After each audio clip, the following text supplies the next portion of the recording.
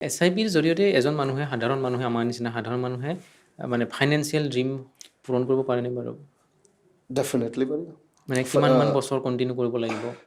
SIPৰ আচল মজাটো না আপোনাৰ 10 বছৰৰ পিছত আহে আচ্ছা, প্ৰেক্টিকেলি যদি চাব যায় মানে কম্পাউণ্ডিং আৰম্ভ হৈ যায়। কম্পাউণ্ডিঙৰ যিটো এফেক্টটো Okay. suppose আপুনি আজি আৰম্ভ কৰিলে হয়। আজিৰ পৰা আপোনাৰ ইনভেষ্টমেণ্টটো 1000 টকাই হৈছে না 1000 টকা কৰিছে বা 10000 টকা কৰি 10000টোৱে ইনভেষ্টমেণ্ট হৈছে বাকী কেইটাটো নেক্সট মান্থ কাটিব তাৰ নেক্সট মান্থ কাটিব এনেকৈ যদি চাই তো যদি 12% কে SIP ৰিটাৰ্ণ দিয়ে সাপোজ 10000 টকাকে মান্থলি আপুনি SIP কৰিছে দ্যাট মিন্স 1,20,000 টকা মাহত আপোনাৰ ইনভেষ্টমেণ্ট হ'ল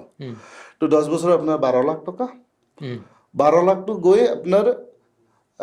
মোটামুটি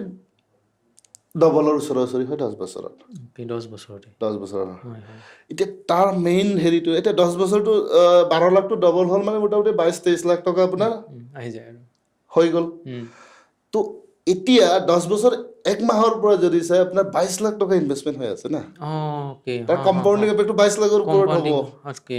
22 লাখটোৰ ওপৰত ইনভেষ্টমেণ্ট হ'ব এতিয়া 22 লাখটোৰ ওপৰত কম্পাউণ্ডিং হৈ থাকিব না কম্পাউণ্ডিং হ'ব ওকে হয় আপোনাৰ ইনভেষ্টমেণ্ট হুম হুম 12 লাখ হৈছিল তাতে 12% কি গ্ৰোথ দি 22 লাখ 23 লাখ টকা হৈছে এতিয়া আপোনাৰ তাৰ নেক্সট মান্থ তাৰ নেক্সট ইয়াৰত যদি 10% বা 10% ৰিটাৰ্ণ জেনাৰেট কৰিলেও 23 টকা আপোনাৰ 2,30,000 rupees আপোনাৰ আৰ্নিং হৈ গ'ল ওকে হয় হয়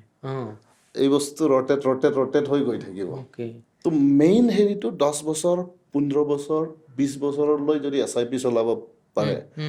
এমাউণ্ট ইমান মেটাৰ নকৰে আপুনি 1000 হওক 5000 হওক 10000 হওক যিমান লং টাৰ্মৰ কাৰণে ৰাখিব আপোনাৰ কম্পাউণ্ডিং এফেক্টটো ইমান সোনকালে বাঢ়ি গৈ থাকিব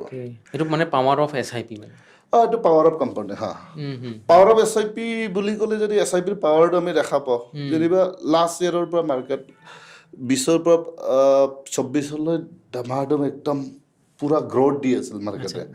তো লাষ্ট ইয়েৰৰ পৰা অকণমান আকৌ ড্ৰপ ডাউন হৈ গ'ল তো যেতিয়া মাৰ্কেট ডাউন হয় না তেতিয়া আপোনাৰ বেছি ইউনিট পাৰ্চেছ আপোনাৰ প্ৰত্যেকটো ইনভেষ্টমেণ্টৰ এগেইনষ্ট আপোনাক ইউনিট দিয়া থাকে ঠিক আছে তাক নেট এছেট ভেলু বুলি কয় যেতিয়া মাৰ্কেট ডাউন থাকে নেট এছেট ভেলু কম থাকে